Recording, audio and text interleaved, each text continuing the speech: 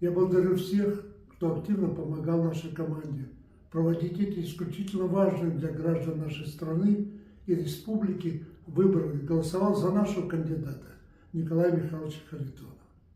Хочу поздравить вас, во-первых, с тем, что эти выборы состоялись.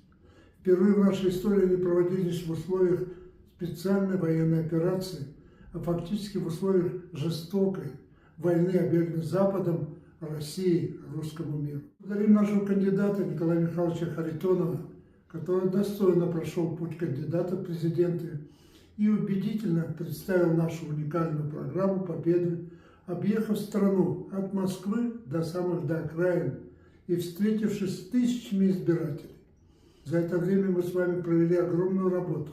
Доверенные лица кандидаты Вячеслав Куличкин, Георгий Артемьев, Андрей Данилов, они убедительно представили программу победы и пути выхода из кризиса.